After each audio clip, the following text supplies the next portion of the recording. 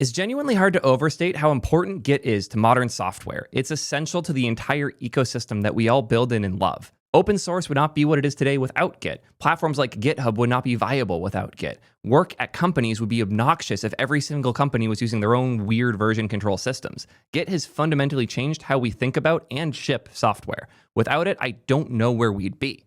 That said, it's time to rethink things a bit. I've been saying this for a while. I don't know if Git is the best possible solution. In fact, I'm almost certain it isn't. As great as it is as a standard and as powerful as it is as a thing we use every day for managing our source and our systems, there is potential to make something better. And the need for something better is greater than ever right now.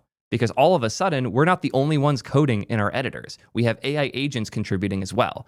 Suddenly, we have people who might not know how to use Git contributing to our code bases too. And making sure we keep track of who's changing what, where, when, and why, as well as providing an experience for the developers that makes actual sense, is really tough. And meanwhile, we're too busy fighting over merge strategies to actually make anything happen in the Git world. I genuinely think there's an opportunity for some innovation here. And thankfully, I'm not the only one. You guys might remember a particular IDE I covered a while back, the Zed IDE. No, not Zen the browser, Zed the editor. I was really excited about Zed. It's not a VS Code fork, it's a fresh editor from scratch, written in Rust, meant to be the best possible editor experience for writing code. Recently, they've been embracing AI really heavily, and with that, they're catching more and more of the issues that exist when you're building with AI. And Git has increasingly become one of those issues. Which is why this news was very exciting to me. Not because Sequoia backed Zed with $32 million, although that is really cool.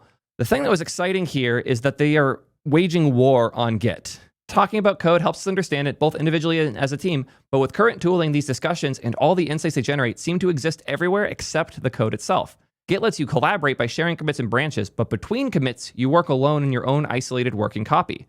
And this is why they're introducing DeltaDB. Their vision for turning an IDE into a collaborative workspace is an alternative to Git that supposedly will be compatible with Git, and I'm very excited because it seems like someone is finally building the Git alternative that I've been waiting for years now. There's a lot to get into here, from why I don't think Git works well to the problems many people have with Git to what a better alternative could look like. All of that said, I did not raise $32 million from Sequoia, and I've got to cover some bills. So quick word from today's sponsor, and then we'll dive right in. One of the coolest parts of the AI bubble has very little to do with AI. There's a sudden interest in big businesses to try out tools by smaller companies and teams. It's never been like that before. Normally, big companies wait until the product is at a certain level before they'll even look at it. And that's not the case anymore. That said, they still need to be able to set it up, which means you have to deal with a lot of crap in order to get auth right for these companies.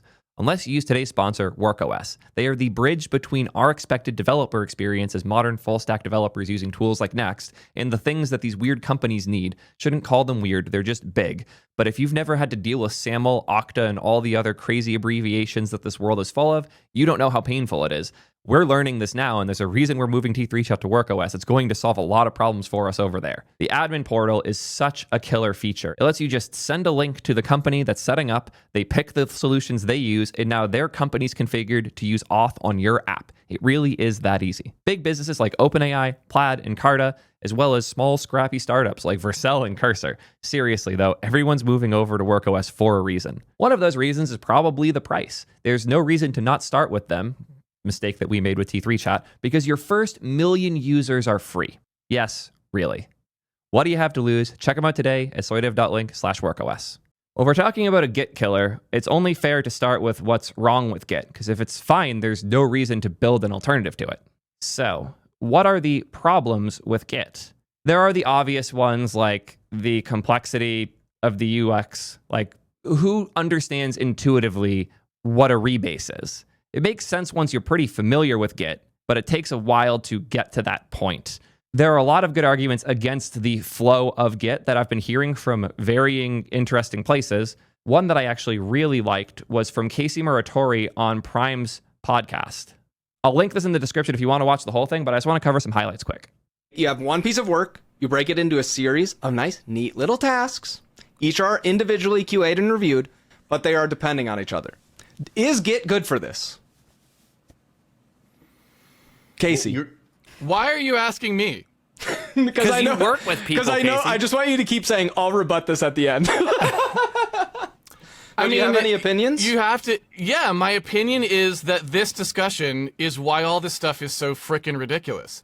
Like, the fact, like, your job is to program a computer. You're supposed to be spending your mental energy figuring out how to make good programs, right? And instead, like 25% of every programmer's brain now is occupied with things like, should I merge or rebase?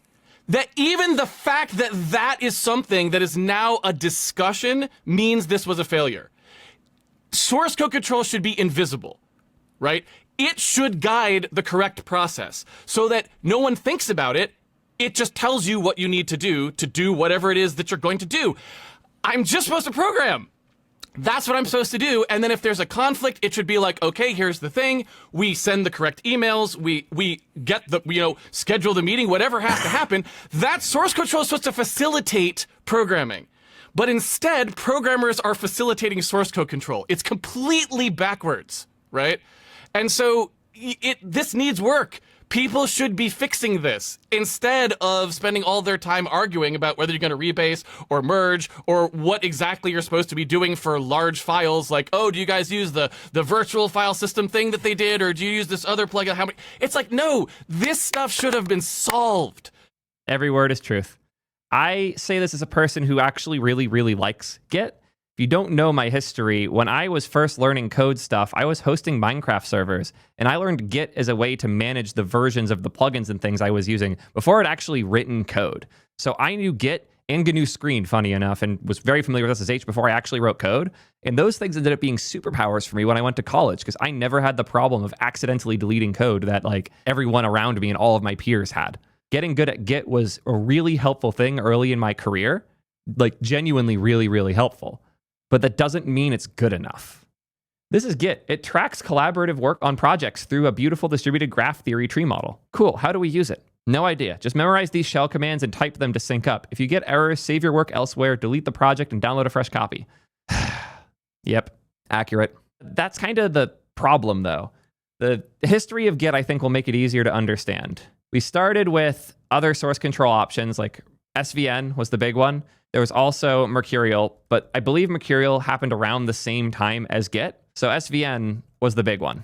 The other option was BitKeeper, which was supposedly pretty good, but both of these were proprietary. Honestly, the idea of open source software was still kind of new at the time, so managing the source for an open source project was not trivial. The way that you would accept changes is somebody would email you a patch in an email chain, and people would have a conversation, go back and forth to decide whether or not that should be merged into the main code source that people would access. That was chaos. It was absolute chaos. And a lot of what made Git special was Linus's frustration with these workflows, in particular when they were trying to streamline usage of BitKeeper, which they had free access to as like a friendly deal. Their attempt to reverse engineer it got them banned from BitKeeper, which pissed off Linus so much that he went and made Git. But Git really feels like what Linus needed, which was a decentralized management system for lots of people having access to the same source, perfectly formatting their Git history and their changes so they could submit them over email to be approved and merged into this major project. Git was built out of the specific needs of Linus, and those specific needs don't necessarily line up with what most software developers need today. So much so that there was the need for a centralized platform right after Git started. It's a bit funny to say, but without GitHub, it's unlikely Git would have found the success that it has, because as great as the decentralized model is, it doesn't provide the experience that we expect as developers of a centralized source of truth that is where everything happens. And one of the biggest innovations there with GitHub was the idea of the pull request. Instead of submitting these changes over email, you could have your own branch and then on the GitHub interface, make a pull request that would suggest the changes that people could leave comments on each line, accept it, and then merge it, creating a whole system for contributing and collaborating on open source projects. Git quickly became essential for open source, and GitHub became the place where all these open source projects went. Over time, this ramped up to the crazy world we're in today, where like 95% of developers are doing the majority of their work in Git. It fully replaced SVN and BitKeeper in almost all real workplaces. It's kind of insane how relevant Git became. So much so that when I got in a fight about this on like Hacker News and Twitter a while ago, people were trying to say that Git's this new fad that's going to go away any day now, and people are too expecting of it to be like taught in schools and whatnot. And I just went in on this person because it's been the standard for almost 20 years now. It's what every job expects you to use and know. And if you're working on real software, you have necessarily encountered and used Git. Not because you chose Git, but something you're using chose Git. And now you have to know the basics of it. It's like, if you don't know how to type on a QWERTY keyboard, you're probably not very good at sysadmin. If you don't know how to use Git, you're probably not very good at coding. That's just reality. And that reality is honestly fine. If anything, it's good because Git is such a powerful thing. It's such a good open standard that it has allowed the entire industry to just stop fighting over the solution and just have one. That said, there's a lot of room for improvement despite how good Git is. We were talking about the complexity of the UX, but I want to give more specific examples. Here's one that I think about far too much because I was surprised how bad this was when I tried to use AI with it. Merge conflicts. When I was working on the migration for T3 Chat's backend, where I moved basically everything over to Convex, that PR was massive. It was like 8,000-ish lines of code. It had to be because I was doing a full rewrite of the backend using a new system entirely. I'm okay with that. And I'm okay with dealing with merge conflicts. The problem with merge conflicts is that they exist in a weird layer of Git. Git is meant to track the history of changes that you want to save when you're ready to save them. Merge conflicts exist between those changes. Something I do a lot is partial commits, where I'll git add -p, select the parts I want, ignore the parts I don't, and then commit progress or whip or stage 1 finished or something like that. And I'll do a bunch of those incremental commits as I get things that are good so that I don't have to worry about nuking it. Because I will regularly git stash or git reset hard because I don't care about what I have cached because if it wasn't good enough to commit, it wasn't good enough to care about. And that's a totally fine workflow until you hit the edges of Git where it doesn't work, like merge conflicts. You can't commit during a merge. When you commit, it's no longer a merge, and it's so annoying. Like, absurdly annoying. I ran into this because I was trying out different AI tools and agents to see how well they could handle this merge conflict. And I was surprised. Most of them got like half of it right and the other half wrong. The problem is I can't commit the part it got right and ignore the part it got wrong or stash it and put it on another branch because I'm living between commits during that window. I could merge the files that still have the like git merge conflict in the file itself, but then everything falls apart. And all of the tooling around Git expects that you're either in a good state or you're in a merge conflict state, not that you want to commit during a merge conflict state. I see people bring up work trees. I love work trees. They're really good, but they don't solve this problem at all. If you think amending the same commit over and over again somehow solves this, I don't know if we're living in the same worlds, but like big merge conflicts suck hard because there's no real way to do partial work. When you are between commits, life gets really hard in Git. The commit is a good primitive, and the pull request is an okay primitive, but I need something smaller, and I need something between those two as well. Because if you're doing something that is not a full commit, everything falls apart. And if you're starting to stack pull requests, everything falls apart too. That's why I'm such a big simp for Graphite. The idea of stacked PRs as a way to accept pieces and then merge the whole pile in when it's ready is incredible. There's a reason that Meta doesn't use Git. They instead use Mercurial with stack diffs. It's a really good workflow, especially when you're trying to ship faster. I love Graphite. They are a sponsor. I'm not an investor. I probably should have been, honestly. Love these guys and what they're doing. But what they're doing is trying to make a better alternative to the way that we deal with Git's problems. There are other solutions built on top of Git. As much as I love Graphite, I've heard incredible good things about JJ as well. It's a version control system built on top of Git that supposedly solves a lot of these problems. I don't know. I haven't used it. Oh, shit. Conflicts can be recorded in commits. Okay, I'm sold. I'll be trying out JJ next week. Straight up. That's really cool to see. This is something I've specifically wanted for a very, very long time. Yeah, meanwhile, GitHub just now announced issue dependencies where you can have a chain of issues that block each other. Yes, just now, in August of 2025. Hilarious. But that doesn't solve the Git side of things. A problem that I run into a lot is the stacked PRs. If I have a pull request up and I'm waiting for review, but I need that for another PR I want to do, so I just branch off and go work on it, then we merge the first PR and we squash merge it or rebase it or anything else. The history for the PR I was just working on is now slightly broken. And if you know Git well enough to rebase it properly, cool. You don't, good luck. PR trains are a very painful thing, and they shouldn't be. It's a natural way to work, especially if you're shipping fast and also doing a good job of making sure people like actually review the code before you merge it.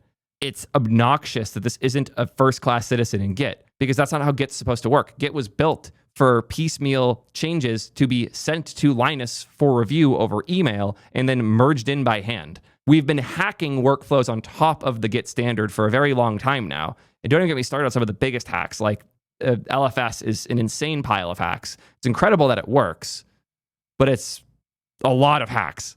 To better frame this, there's kind of a spectrum of pieces. On the far left here, you have like a line of code as like the smallest piece in your system. And all the way here, you have the repo. And there are little pieces that are different sizes that we work with every day. The pull request is one of those pieces, and it's relatively large. We also have the git commit, which is relatively small. What we don't have is something between these two. What we also don't have is something here that is tracked. Like once we pass this line, everything is untracked until we commit it, unless you get really good at command Zing. Like the only way you can change things pre a commit is with command Z and command shift Z. If you want to track things before commits, you have to start committing more, and that breaks under a lot of different workflows. Or if you want to do something different than a pull request that's like a bit smaller and stackable, but still reviewable, you're kind of screwed. There's all this space between commits and pull requests that is largely unexplored. And there's all this space before commits that is arguably even more so unexplored. And this is why I'm excited about a potential alternative to Git. The idea that things in this space can have more metadata, have a history, and have the ability to go backwards and forwards in them, to have the context of where this line of code came from, what agent wrote this, and what were they doing when they did it. None of that exists here. And then between these, I've been saying the idea of like pieces that are ready for review, but not necessarily ready for merge, that you could stack up and then merge all as a group. That just doesn't exist at all. I mean, it does with things like Graphite or things like Mercurial and the StackDiff workflow, but inside of Git, they're not native at the slightest. Again, JJ helps with some of these things. I haven't used it enough to confidently say such, but I've heard enough smart people saying that. But I've also never actually seen someone using JJ before, so hard to know for sure. I've seen more people using their own bespoke CLIs than I've seen people using JJ, personally speaking. Doesn't mean it's not good, just means I haven't seen it. Code review is a whole separate mess. A friend from Zed just sent me this, and I know I'm going to love this article, and it touches on a lot of things I am frustrated as hell about. I honestly kind of want to do a whole video about code review in the near future, because I have a lot of thoughts. The current status of Git review is insane. In particular, this dev was so frustrated with GitHub that they would pull down the branch, reset to base so that all of the changes were staged, and then review it using Magit or their editor. And then when they want to actually leave feedback and review the PR, they go back to GitHub, wait for all of the back and forth with the GitHub server for it to actually render the right thing so they can go finally leave the goddamn comment. Not fun. I personally use either Graphite, because I just really like Graphite nowadays. The GitHub extension for VS Code is highly underrated. The fact that you can just open up a PR and review it in your editor is great, but it's also slow as balls. Waiting, cool, there's that. Now I can go look at the files in my editor and leave comments. It's so much better than trying to do this inside of GitHub, because the GitHub UI falls apart when you're trying to do anything with a big PR in it. I love this workflow. It's a lot better. So is Graphite, to be fair. The point I'm trying to make here is that GitHub is not a good enough platform for reviewing. Some of that's Git's fault. Most of it's GitHub's fault. I could go off for a very long time about the state of code review, and I'm trying to not get sidetracked by that. So I will do my best to avoid it, and we will get back to the points I want to make here. Hopefully I've adequately proved the fact that just because we live in commits, pull requests, and big repos doesn't mean there isn't room between these primitives to make something better. It would be really nice if I could see what prompt led to this line of code being added. It'd be really nice if I could revert back a step from my agent without having to worry about code I was writing getting overwritten when I go back to the checkpoint in Cursor or Claude or whatever else. If all of these tools could document the work they're doing as they do it as part of version control, you'd have way more control and way more information. The reason I think that Zed in particular is capable of doing this is relatively simply put, but there's a lot of subtlety to the details. They have the balls to do it. I say this because in a world where everybody else is forking VS Code and adding AI features and making hundreds of millions of dollars, Zed built their own ground-up rendering layer in Rust. In a world where everybody else is forking Klein and Rue code and Kilo code, Zed is building their own agents, and now their own agent standard that people can use to add agents into whatever tools they like. They're helping make NeoVim viable with these AI tools right now with ACP, their agentic code standard. And they're doing this all in Rust, by the way. This is an AI developer tooling company that writes everything in Rust. Michaela, who's hanging out in my chat right now, is one of the few people I've heard say that AI is actually good at writing Rust if you do it properly. And I absolutely believe her because they are doing it every day. There's one last piece that really impressed me with Zed. When I first tried it in a video to talk about this new VS Code killer, I had some performance issues, even though it was written in Rust. Turns out writing everything in Rust doesn't magically make it fast as much as people like to believe that. There's a lot of other complications to doing things well in Rust. One of those complications is macOS, in particular the way the metal rendering systems worked. And they had some assumptions based on the machines they were using that weren't true on my M2 MacBook, which resulted in it being locked at around 60 FPS with weird dips. So scrolling felt awful, new lines felt awful, even just typing to an extent didn't feel great. And I shit you not, the Zed team came to my apartment, borrowed my laptop, and debugged the issues on my machine, making custom builds and airdropping them over so we could figure out what was wrong. We spent like 2 hours together fixing the performance issues I was seeing in Zed. That's the level of dedication necessary to do something as bold as a from-scratch, ground-up, new IDE. Comes to your house, fixes perf issues, leaves. Seriously though, like, it's hard to say how valuable those little things are. As silly as they might seem, it shows the level of dedication and care. It's one of those things where, like, I'm not an investor in Zed. If they win, some of my investments are going to lose out. I have no financial ties or gains to have if Zed wins, but I still want them to because I like the team a lot. I love how focused and locked in they are on the problems they're trying to solve. I like how transparent they are. I love how they embrace open source. I like how they're opening all the standards for all the things they're building. They're just a good faith player in the space. And they're focused as hell. They get these problems, and they're already doing what I would consider one of the boldest possible things, starting from scratch in an established open field that you could have just forked instead. Zed has everything they need to do this: the expertise, the care, the focus, the engineers, the funding, but most importantly, the balls. They are willing to do the hard thing no one else wants to. And that's what's necessary to change Git. You can't just want a Git alternative. You have to be willing to kind of die in the trenches for a while to do it. I actually really like this way of putting it, Ambush. Having the attitude of nothing is beneath me is very invaluable. Absolutely agree. Hey, it's not working. Can I come over? Yeah, seriously though. So what do they have in mind? Let's take a look at their article. This is again their announcement of their Series B, but that's not what I'm excited about here. It's what they detail in the Series B announcement. Our ultimate vision is a new way to collaborate on software where conversations about code remain connected to the code itself, instead of being tied to aging snapshots or scattered across different tools. This part is so real. The fact that the reason this code changed, or the history of these changes, exists between Claude Code, Open Code, Cursor, GitHub, various branches that get squashed and destroyed, and all these other things, makes it really hard to track what changed where and why. The first step was creating a high-quality editor to serve as the user interface.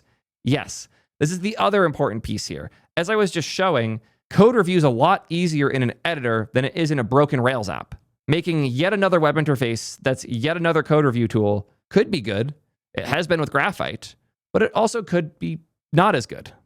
That said, if you have built an editor from the ground up to make a better editing experience, you're no longer trying to force it into VS Code. I can't tell you how many things I've seen forced into VS Code nowadays. Be it the crazy agentic stuff we do with Cursor, Windsurf, Rue Code, Kilo Code, Augment, or all these other tools.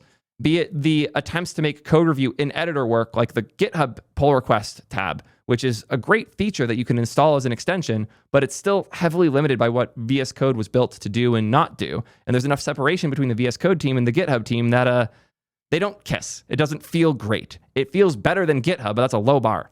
But if you have a company that's focus is a ground up editor experience, and now is also focused on the collaboration experience, which they have been since day one. I remember day one, one of the big things they pushed was their idea of collabing live with collab editing, voice, shared notes, and more. They built this editor for collaboration from day one. They're prepared to make a best-in-class VCS and potentially even code review experience, which I'm very excited to see how that goes. This new investment allows them to tackle the next phase of their plan.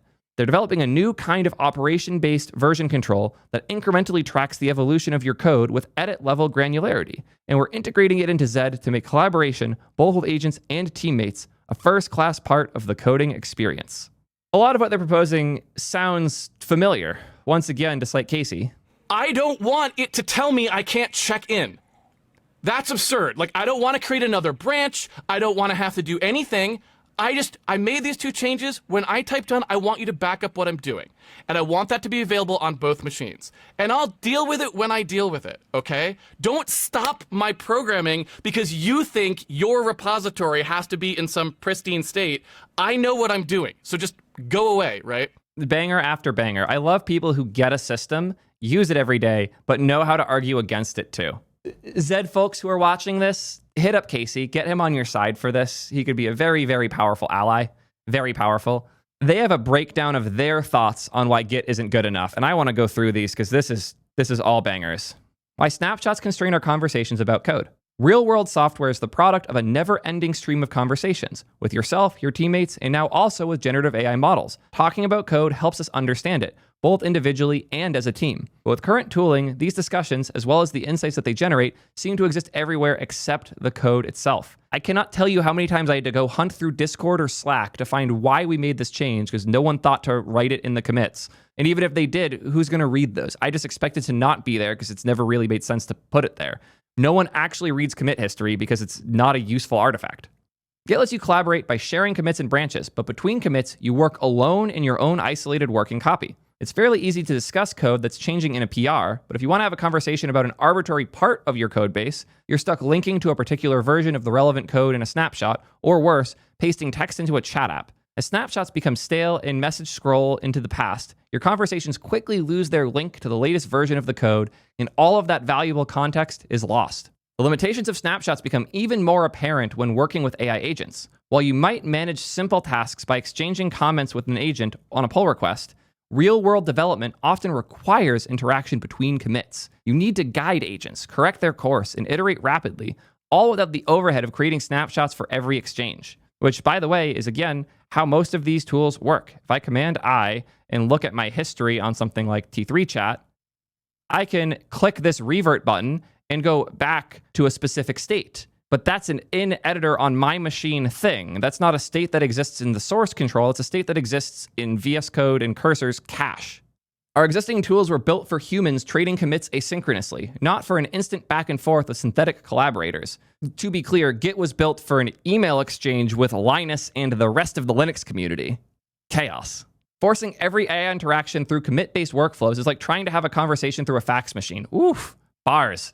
Yeah, especially once you get into chaos of like merge conflicts, it's not a good time. I almost feel like background agents became a thing because of how bad these flows are, that just sending off the agent in the background to go do something and then come back with the PR is easier than dealing with this interop. Today's AI editors patch over these limitations, but they miss the core problem. Collaboration is continuous conversation, not discrete commits. You can't snapshot every clarification, every pivot, every back and forth that shapes the code. And even if you did, you would squash merge all of those anyways.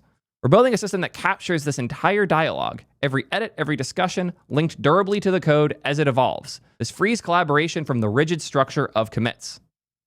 And this is, of course, Delta DB, operation level version control.